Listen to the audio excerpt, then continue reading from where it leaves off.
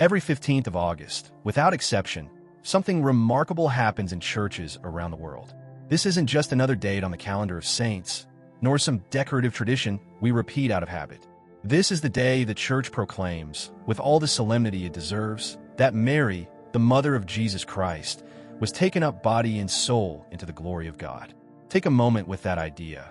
It's not simply saying her soul went up to heaven, the way we might think of it for anyone we've lost.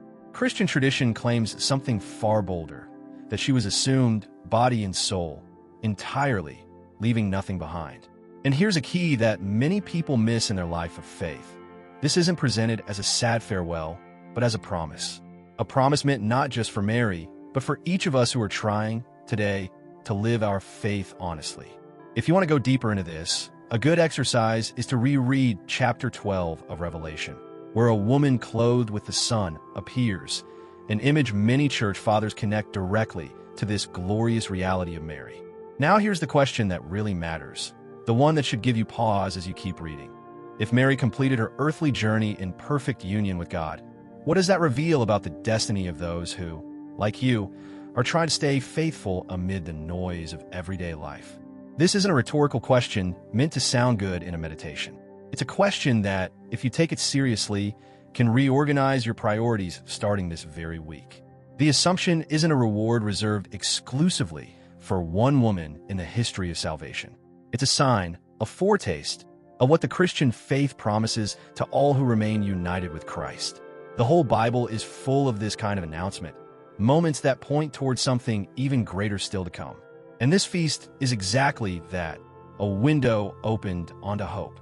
Here's where it makes sense to build a bridge to another story, much closer to us in time, but just as intense spiritually, the story of Carlo Acutis, a young man born in London in 1991, raised in Milan, who died at just 15 years old in 2006, and who nonetheless lived with a spiritual clarity that many adults, after a whole lifetime of Bible study and parish involvement, never reach. Carlo, too, kept his eyes turned toward heaven, not as an escape from reality, but as a compass for every one of his daily decisions. His story, as you'll see further along in this journey, works almost like a contemporary mirror of what the Assumption represents in older language, a life given, the gaze fixed on eternity, without ever leaving solid ground. Before we go further in this spiritual journey, I want to ask you for something concrete, small but meaningful. In the comments, write this phrase, "My hope is in heaven." And please, don't write it mechanically, just to take part or fill up space. Turn it, even just for a moment, into a small personal profession of faith for this day. Stop, breathe, and ask yourself whether you can truly stand behind those words with your whole heart. Christian faith doesn't rest only on memorized doctrines or pretty phrases to share on social media. It rests on concrete gestures, on daily decisions, on moments of silent prayer where we dare to tell God, "I trust you, even when I don't understand the whole path."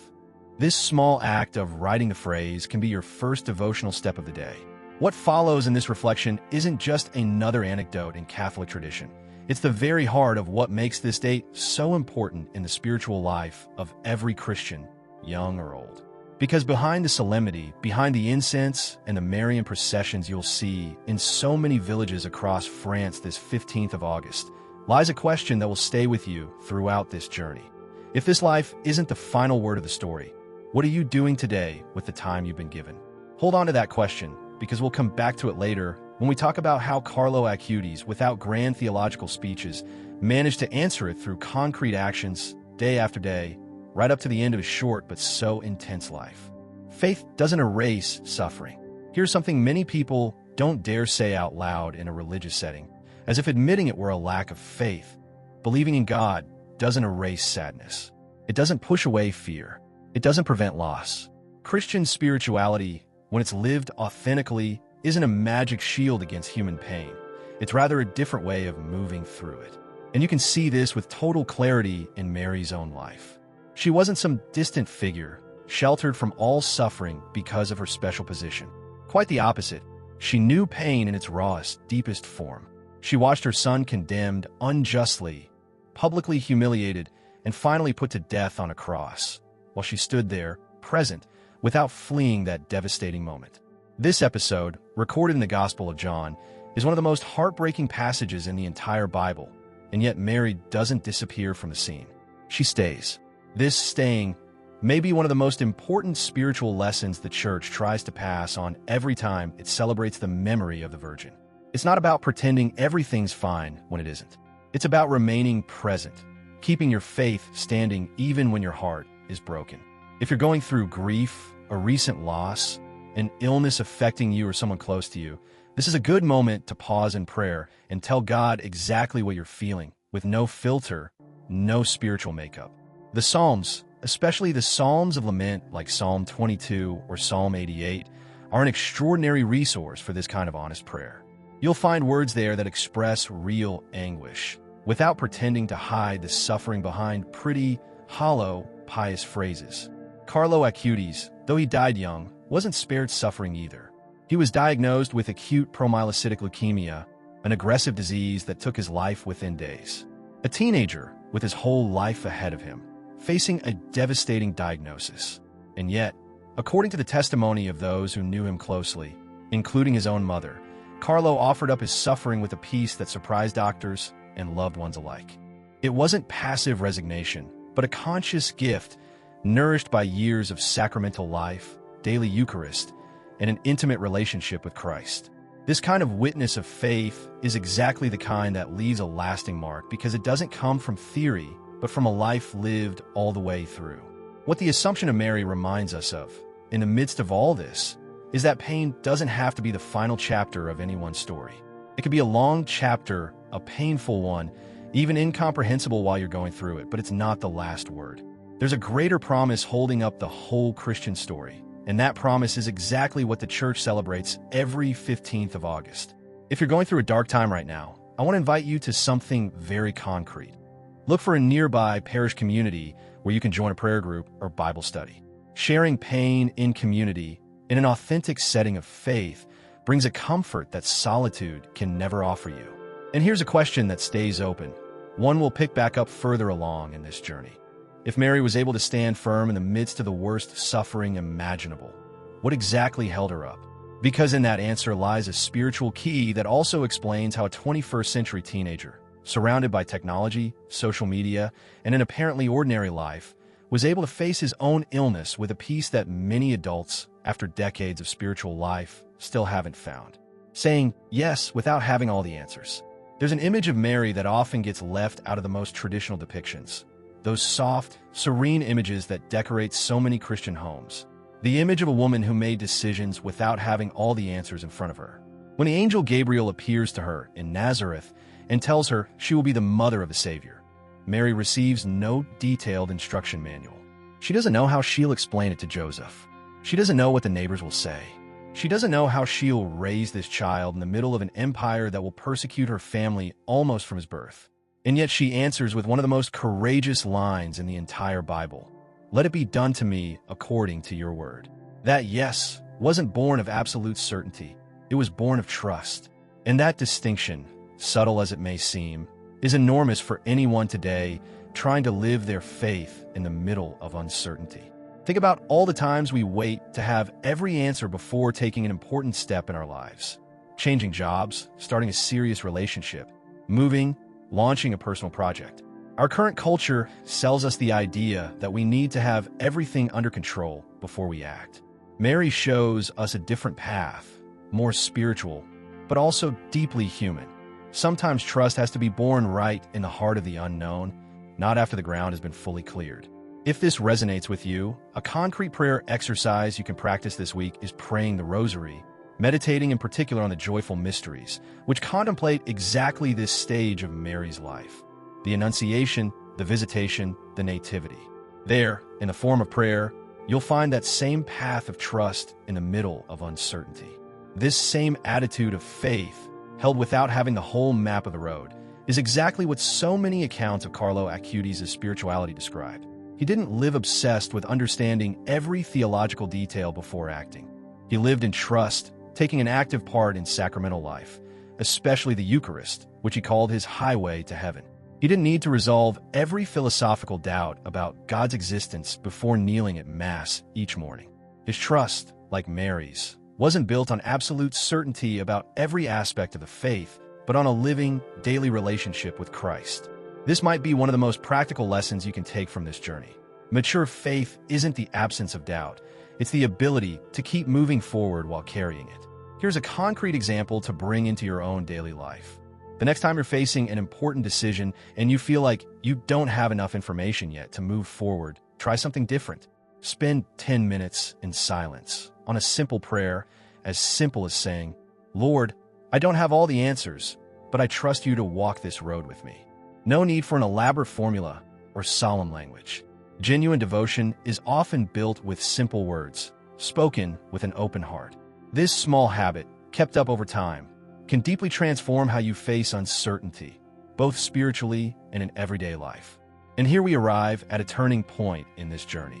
If Mary represents this trust held in the heart of the unknown, how does that same attitude play out in the life of a 21st century teenager? Because this is exactly where the story of Carlo Acutis stops being just an inspiring biography and becomes something much closer to us. Almost a generational mirror of what it means to live your faith today, between social media, homework, and video games. Everyone is born an original, but many die as photocopies. If there's one line that became Carlo Acutis' personal signature, quoted in homilies, articles, and even on the t-shirts of young Christians around the world, it's this one: everyone is born original, but many die as photocopies. At first glance, this might sound like just another motivational line, the kind that circulates on social media without much real weight behind it. But once you understand the spiritual context in which Carlo said it, it takes on a completely different depth. For him, earthly life wasn't the final destination of human existence, but a stage along the way, a concrete opportunity to direct every decision towards something greater. He didn't live obsessed with fitting in, following the crowd, resembling others just for the sake of social comfort. He lived convinced that every person has a unique calling, a purpose that belongs to them alone, and that becoming a photocopy of others amounts at bottom to wasting that gift. This conviction, for Carlo, wasn't just theoretical talk. It rested on very concrete, consistent spiritual practices. Daily Eucharist held the absolute center of his everyday life. Before heading to school, before working on his websites, before playing PlayStation with his friends, Carlo went to Mass. Prayer, especially the Rosary, was another cornerstone of his daily routine, a Marian devotion kept with a regularity uncommon for someone his age. And alongside this, he cultivated a special devotion to Eucharistic miracles, going so far as to document dozens of them in a traveling exhibition that today tours parishes around the world, including many dioceses in France. If you're interested in exploring this further, this exhibition on Eucharistic miracles is available in digital form and can be an excellent resource for a parish Bible study group or for your own personal devotion. What's striking in all of this is that Carlo didn't live this spirituality cut off from the world. In many ways, he was a perfectly normal teenager, passionate about computers. He'd been programming since he was very young, loved video games, had friends, went to school, talked about soccer. The difference wasn't that he stepped away from everyday life to be more spiritual, but that he wove his faith into every part of that everyday life. That's an extremely powerful message for any young Christian today who feels like faith and modern life are incompatible, as if you had to choose between being normal and being faithful to Christ. Carlo shows, through concrete facts, that this opposition is false. Here's where the bridge appears with everything we've explored so far about Mary and her Assumption. If the Virgin shows us the final destination toward which a life given to God is headed, body and soul lifted into heavenly glory, Carlo shows us something just as precious, though different in nature.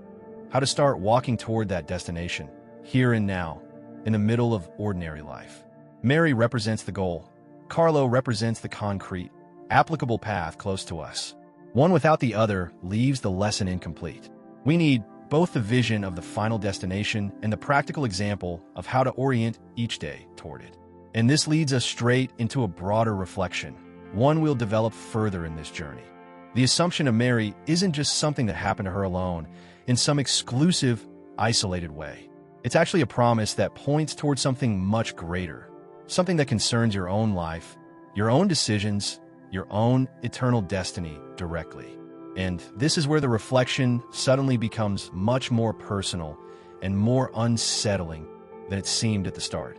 A promise that concerns you too. It's easy to stay on the surface of this feast and think it's only about honoring some exclusive privilege of the Virgin Mary, a kind of special recognition she received for her unique role in the history of salvation. And it's true that her position as the Mother of Christ makes her unique among all human beings. But reducing the assumption to that alone would mean settling for half the story, the less important half at that. Because at its core, this solemnity points towards something much bigger, the promise of eternal life that Christianity offers to all who remain faithful to Christ. Mary, in this sense, functions as an early sign, a visible foretaste of what God wants to accomplish for each of his children. This idea shows up powerfully in several passages of the New Testament, even if we don't always connect them explicitly to the assumption in a typical Sunday sermon. St. Paul, for example, writes in his first letter to the Corinthians about the resurrection of the body, about that final transformation awaiting all believers. The assumption of Mary, understood in this larger framework, isn't some isolated, extraordinary case that happened to her by divine chance. It's the first full, visible manifestation of something the Christian faith promises to the whole community of believers. This is exactly the kind of connection worth exploring in a good parish Bible study group, linking Mariology to Christian eschatology, that is, to reflection on the last things. But here's where the reflection stops being abstract theology and becomes something deeply personal. If this promise of eternal life is real, then every daily decision carries a different weight. It's no longer just about behaving well to avoid a guilty conscience, but about actively directing every area of your life, work, relationships, how you use your free time, toward that final destination. Here's a concrete exercise you can try this very week. Take a notebook and for 10 minutes, write honestly about where you're currently putting most of your time and energy. Then ask yourself whether those priorities are bringing you closer to or further from that eternal horizon the Christian faith speaks of. No need for a dramatic verdict. Simply starting to ask the question is already an important spiritual step. This kind of personal examination connects directly with something Carlo Acutis practiced almost instinctively. He used to say that sadness should be looked at while facing heaven, because that's where we learn to understand the true meaning of life. He didn't live distracted by the superficial, precisely because he knew very clearly where his life was headed. That clarity of direction might be one of the most beautiful spiritual gifts a young Christian can cultivate today, in the middle of a culture that constantly pushes toward distraction and instant gratification. And here's a question that will stay with us for the rest of this journey. One better not rush to answer. If life doesn't end at the grave, if there really is an eternal destination waiting at the end of the road, where are you actually taking your own life? Keep this question in mind, because next we'll see how Carlo found, specifically in Marian devotion, a very concrete compass for answering it day by day. Mary, a daily compass. In Carlo Acutis' spirituality, Marian devotion held a central place, almost as important as his love for the Eucharist.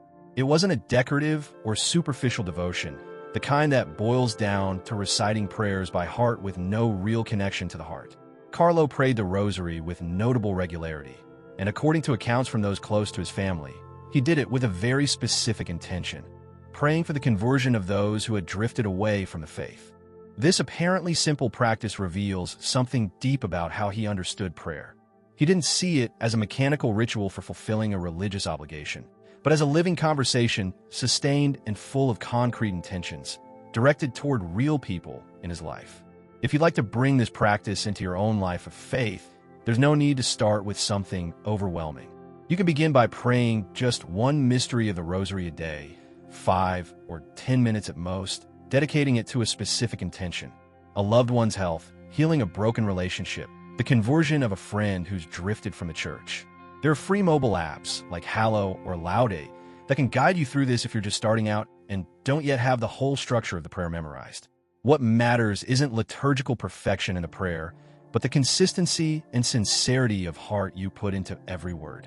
For Carlo, this Marian devotion never worked as a substitute for Christ, as if praying to Mary pulled attention away from Jesus.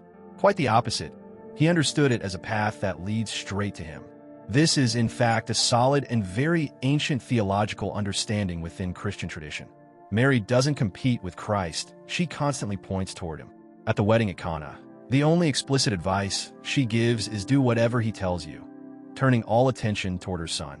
Carlo absorbed this spiritual logic very naturally, without needing complex treatises on Mariology, simply by living this devotion with simplicity and consistency day by day. Mary also represented, for Carlo, a concrete model of openness to God's plans, purity of intention in every action, and total self-giving without reservation or condition. These three elements, availability, purity of intention, and self-giving, might sound abstract if they stay on the theoretical level, but they become extremely concrete when applied to everyday decisions. Taking on a difficult task at work without setting 1,000 conditions first, helping a friend without expecting anything in return, telling the truth even when it's uncomfortable. These kinds of concrete gestures held over time gradually forge a solid spiritual character. Exactly the kind of character Carlo developed during his short but intense life. And this brings us to more delicate ground you've probably already crossed more than once. What happens when, despite prayer, despite attending Sunday Mass, despite every spiritual effort you've put in, life seems to head in exactly the opposite direction for what you hoped for? This uncomfortable, very human question is exactly the ground we're going to explore now. When God seems silent.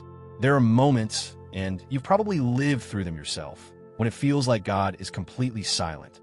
You pray, you take part in worship, you try to live a life consistent with your Christian faith, and yet things don't get better, they might even get worse.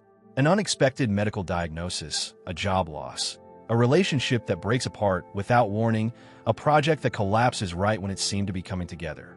In these moments, many people start seriously questioning their faith, and that's completely understandable. Christian spirituality, when it's honest with itself, doesn't claim to offer easy answers or magic formulas for this kind of existential crisis. Mary's story, though, offers deep comfort on exactly this point. She lived through her own silence of God, especially during the days between Jesus' death on the cross and his resurrection. No biblical account describes in detail what Mary felt during those dark hours, but it's reasonable to imagine a deep anguish, a pain that in that moment probably had no rational explanation at all. And yet, the Christian faith holds that this silence wasn't an absence of God, but a necessary step towards something that couldn't yet be seen or fully understood. Here's an essential theological and spiritual distinction. God's silence doesn't equal God's abandonment. If you're going through a period where you feel this silence right now, one concrete spiritual resource that can help is the practice of the prayer of abandonment, made popular by figures like Charles de Foucault. It essentially means consciously handing over to God what you cannot control, saying it out loud. Father, I place this in your hands, even though I don't understand why this is happening to me. It's not a magic formula that solves the problem right away, but it's a practice that, held with consistency, deeply transforms how you move through uncertainty and suffering. Carlo Acutis' story also sheds important light on this delicate ground. A brief life, barely 15 years, might seem, from a purely human point of view, like a senseless tragedy, a project cut short. And yet the spiritual impact Carlo has had worldwide, including his beatification in 2020 and his canonization as the first millennial saint in the Church's history, shows that the length of a life doesn't necessarily determine its depth or its meaning. A short life can carry an immense spiritual weight, capable of inspiring millions of young Christians decades later.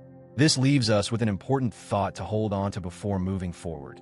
Maybe the right question isn't, why is this happening to me? But what can I keep building, even in the middle of what I neither chose nor fully understand? And this is exactly where another essential distinction comes in, one that Carlo's spirituality helps us understand very clearly. The difference between desiring heaven as a goal that gives meaning to the present life and using that hope as an excuse to disconnect from reality. Living the present without giving up eternity. A fairly common confusion in some religious circles is the idea that if you keep your eyes on eternal life, you must necessarily lose interest in the present one, as if authentic spirituality demanded a certain detachment from daily responsibilities, studies, work, ordinary relationships. This idea, though it might sound pious at first, actually distorts the Christian message quite deeply. Desiring heaven doesn't mean despising the present life. It means living it with greater direction and purpose. And Carlo Acutis is perhaps the best contemporary example of this. Carlo didn't live like a young man distant from his generation, locked away in some pious bubble cut off from the real world. Quite the opposite. He worked hard at school, excelled especially in computer science and programming, teaching himself coding languages from a very young age. He had a close circle of friends he shared real moments with, loved video games, especially titles like Halo, and was a devoted soccer fan, with a clear preference for AC Milan.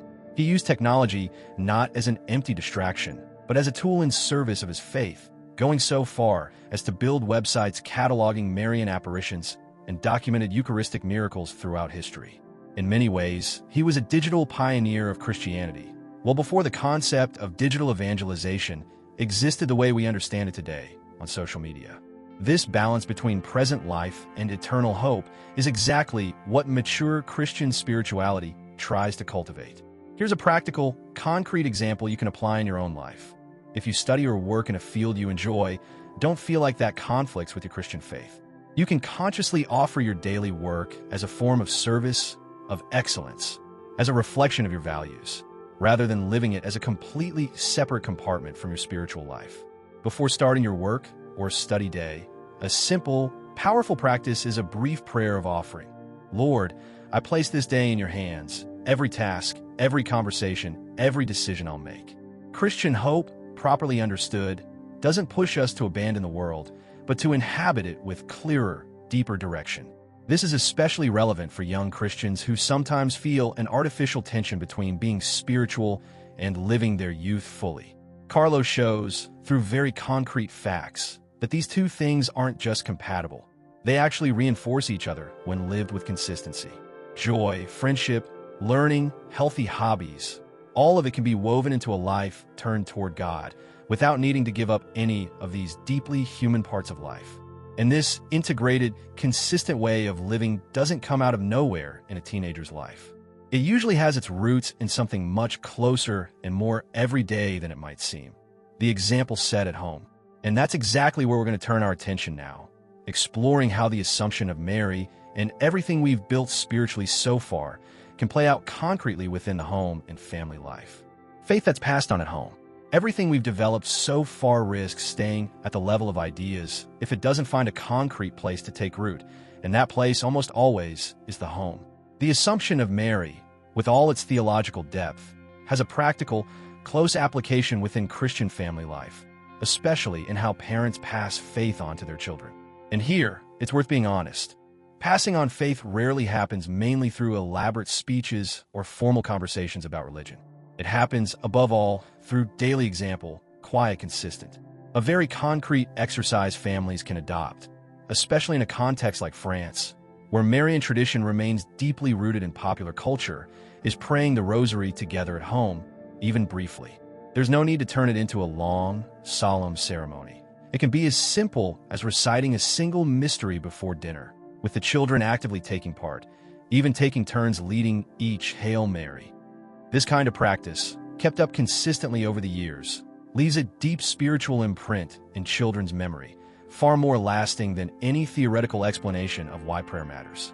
Another fundamental piece families can reclaim is coming together for Sunday Mass, not as a duty carried out reluctantly, but as a genuine moment of family encounter with God and with the parish community. Carlo Acutis' family is, in this sense, a telling example. Although his parents weren't especially observant early in their family life, it was Carlo himself who, from a very young age, insisted on attending Mass daily, gradually drawing those around him into that same spiritual passion. Sometimes passing on the faith doesn't only flow from parents to children, but can also happen the other way around. And that, too, is part of the beautiful mystery of Christian family life. Small shared moments of prayer, like blessing the meal together before eating or setting aside a few minutes before bed to give thanks for something specific that happened during the day, also weave this family spiritual bond we're talking about. These aren't complicated practices requiring advanced theological training from parents. They require consistency, simplicity, and sincerity. Marian devotion, in particular, offers a language that's especially accessible for young children, because the image of a mother who cares for you, who intercedes, who accompanies you, is very easy to understand even at a young age. And this leads us straight into a bigger and considerably more unsettling question than simply organizing family prayer routines, a question that touches right at the heart of the ultimate meaning of our daily choices, both inside and outside the home. If this life really doesn't end there, what weight do our everyday choices carry? That's exactly the reflection we're going to develop now. What your priorities reveal. If we take seriously, truly seriously, the promise held within the Assumption of Mary, then something changes radically in how we evaluate our daily decisions. It's no longer just about organizing your weekly schedule well, hitting professional goals, or leading a socially successful life by the usual standards. If this life isn't the last chapter of the story, then every daily choice carries a different weight, a significance that reaches beyond the immediate and the visible. The first question worth asking, in all honesty, is this: what am I actually prioritizing in my life right now? Not what you'd say in an interview or in a social media post, but what your actual schedule, your spending, your most frequent conversations show. A practical, revealing exercise is to observe, for one full week, where your free time actually goes. How much time do you spend on prayer, on spiritual reading, on strengthening important relationships? And how much time slips away, almost without you noticing, into distractions that leave nothing lasting behind? This isn't about generating needless guilt, but about developing real awareness of your current priorities. The second question, especially relevant for those with children or responsibility toward younger people, is just as direct. What are we teaching, through our daily example, about what really matters in life? Children and teenagers learn far more from watching real behavior than from listening to well-meaning theoretical speeches. If a parent constantly talks about the importance of faith but never prays, never goes to Mass, never mentions God in everyday conversation, the message actually being passed on ends up being quite different from the one intended. And the third question, perhaps the deepest of all, is this: what would remain if suddenly everything material vanished from your life? If you lost your job, your possessions, your social status, what would still be standing as a solid foundation for your identity and the meaning of your life? This uncomfortable but deeply clarifying question is exactly the kind Carlo Acutis seemed to have worked out at a very young age, thanks to a spiritual identity built on a living relationship with Christ, not on material goods or outside recognition. All these questions, uncomfortable as they are, aren't meant to stir up existential anxiety, but rather to awaken a deeper awareness of how we live day to day. And that's the same awareness we're going to explore now from another angle, returning to how Carlo Acutis built a concrete, applicable, everyday holiness, far from the idea that holiness is reserved only for monks withdrawn from the world or extraordinary figures from another era. A holiness within everyone's reach. One of the biggest spiritual obstacles for many people is thinking that holiness is reserved exclusively for extraordinary figures, cloistered monks, missionaries in distant lands, martyrs from centuries past. By that logic, holiness seems like a practically unreachable goal for someone who simply goes to work, takes care of their family, or gets through the day-to-day of a completely ordinary life. Carlo Acutis dismantles this idea radically and with great hope. His holiness wasn't built through extraordinary gestures or superhuman sacrifices, but through concrete habits, kept faithfully day after day. Constant prayer, the Eucharist as the absolute center of his day, charity practiced quietly and without show, serious, engaged study, and active evangelization through the means available to him, especially digital ones. Carlo's charity, in particular, deserves special mention in this journey because it wasn't about grand gestures meant to look good publicly. According to account from those close to him, Carlo actively stood up for classmates who were being bullied, shared his snacks or his money with those in need, and paid close attention to vulnerable people he came across day to day. If you're looking for a concrete example to apply in your own life this week, consider something as simple as this. Identify someone close to you, a family member, a coworker, a fellow student, who's going through a hard time, and intentionally give them real, listening time without rushing or distraction. This kind of simple gesture, kept up consistently, is exactly the type of everyday charity Carlo practiced. Study, too, was part of this everyday holiness for Carlo. He didn't see schoolwork as something separate from his spiritual life, but as a responsibility to be taken on with seriousness and excellence, as a form of service and personal growth offered to God. This integration of faith and study is a particularly valuable example for young Christians today who sometimes feel like the world of school or work is at odds with their spiritual life. Excellence in work or study, lived with humility and without arrogance, can become a real witness of faith in front of coworkers and classmates. All of this connects directly back to the figure of Mary and the Assumption we've been exploring throughout this journey. Mary and Carlo both point in the same spiritual direction, a faith that needs to be lived actively in the concrete, not just admired from a distance as an abstract, unreachable ideal. Devotion, the Sunday homily, personal prayer, all of it loses its deepest meaning if it doesn't eventually translate into concrete acts in everyday life. And having reached this point in the journey, it's worth pausing a moment, not to rush immediately into the next reflection, but to take a different kind of pause, more contemplative, before continuing to explore the legacy Carlo left behind after he was gone. A moment of prayer.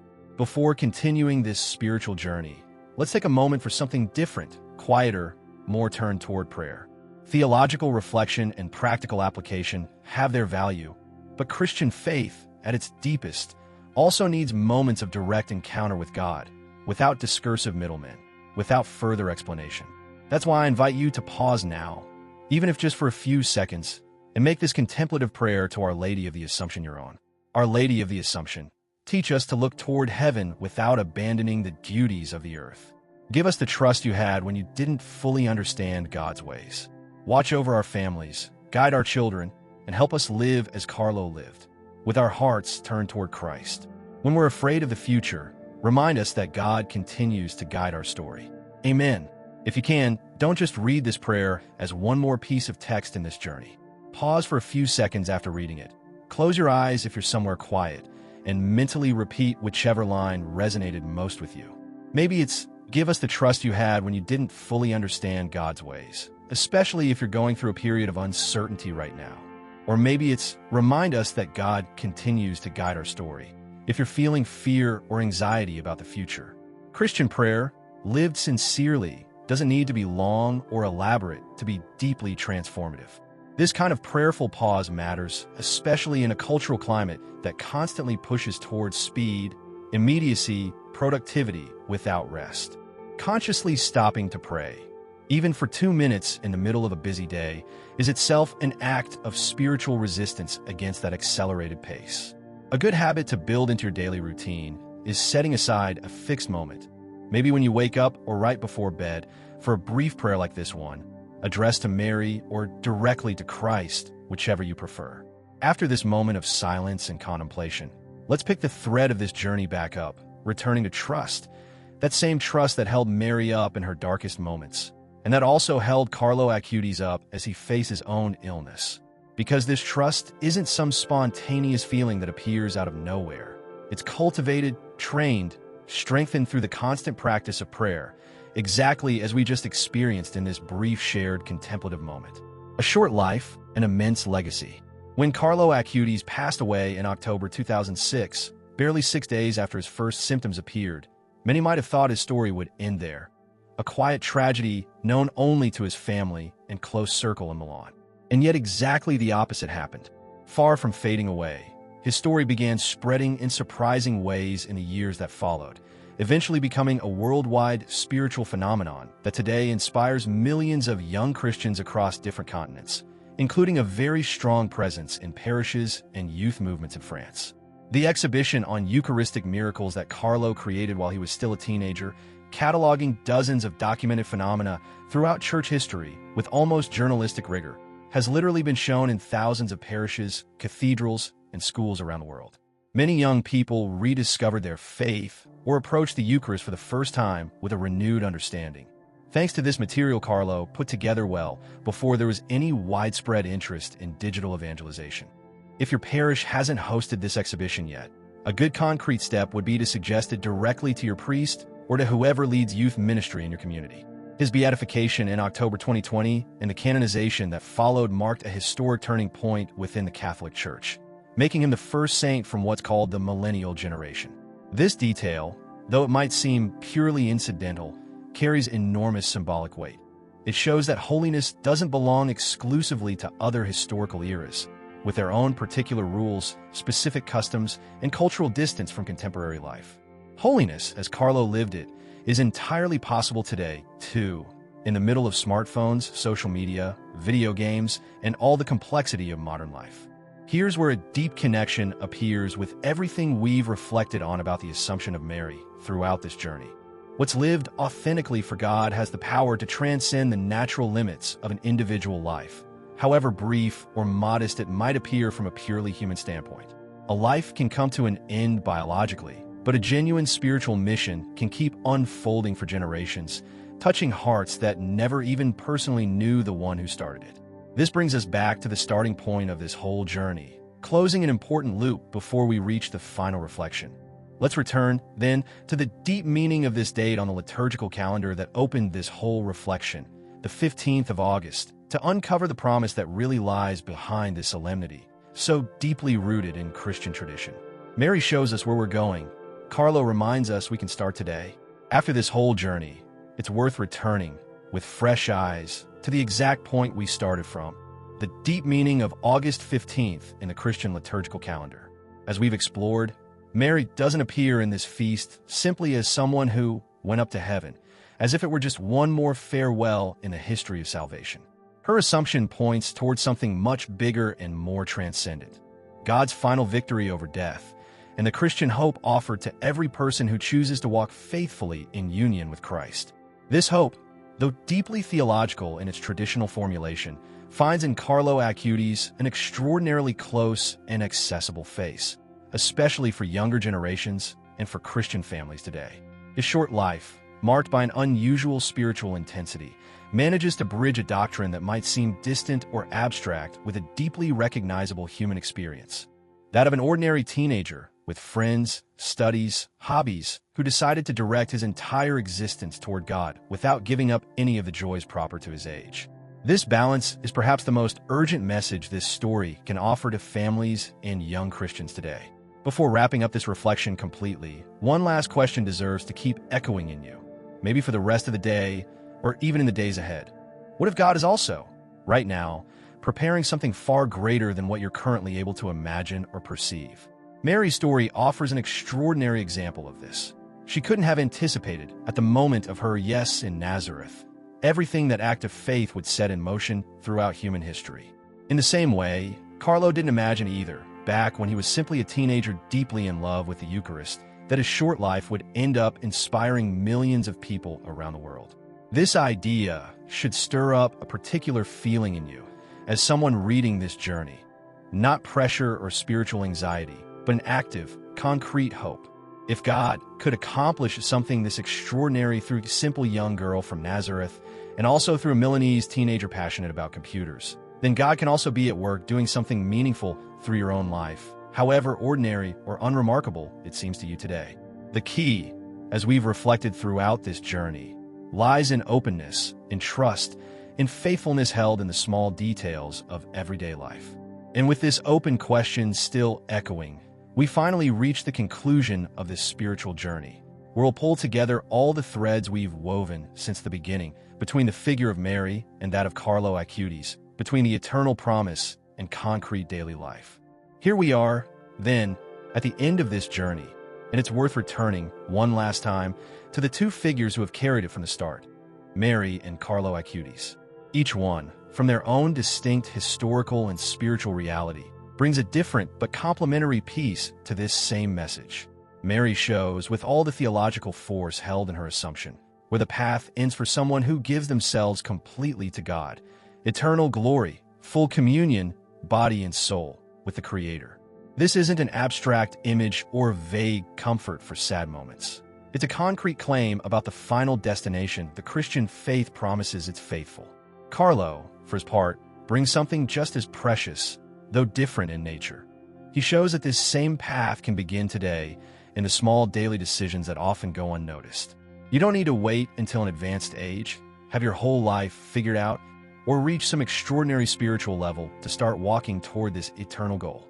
You can begin, just as he did, by actively taking part in the Eucharist, cultivating sincere Marian devotion, practicing real charity toward those close to you, and living your Christian faith consistently in the middle of ordinary life, without needing extraordinary gestures or public recognition. With all this in mind, August 15 stops being just another date marked in red on the liturgical calendar, one of the many solemnities celebrated throughout the year with processions and special masses. It becomes instead a personal, direct invitation to reorganize your own life around what truly lasts, beyond the material, beyond the temporal, beyond the changing circumstances of each stage of life. It's a concrete opportunity to ask yourself, honestly, whether your current priorities actually reflect this eternal hope that the Christian faith proclaims. Before closing this reflection completely, it's worth summing up this whole journey in a single sentence, simple but full of depth. Our Lady reminds us where we're going. Carlo reminds us that we can start today. This combination, the eternal goal and the first concrete step, is exactly what sustains an authentic Christian life. Far from empty idealism and far, too, from a pragmatism with no transcendent horizon. Both things together are necessary. May this reflection, born from the Feast of the Assumption and the shining witness of Carlo Acutis, not remain just a passing emotional moment or a nice bit of spiritual reading, but translate, starting today, into concrete decisions, held with consistency, oriented toward the hope that Mary and Carlo both embodied through their own lives. And now, the important question is no longer what you've learned by reading all this, but what you're going to do with it. Because knowing the story of Mary and Carlo Acutis, understanding the theological depth of the Assumption, admiring the everyday holiness of a teenager who died at just 15, all of that can easily stay at the level of information, something interesting to mention once, and then forget among everything else you take in each day.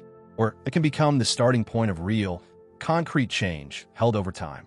The difference between these two options is yours to decide, today, not tomorrow, not when you have more time. So I want to leave you with a few direct questions, unsettling if they need to be, because sometimes discomfort is exactly what we need to move from wherever we're stuck.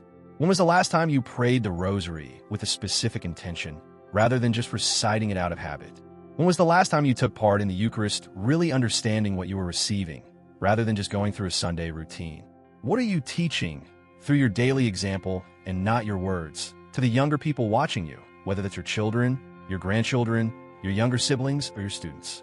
And the final question, the most important of all, if your life ended today, what would be left of it? What spiritual mark would you have left on the people around you? Don't answer these questions quickly or automatically. Take real time today to sit with them, maybe in prayer, maybe just in silence.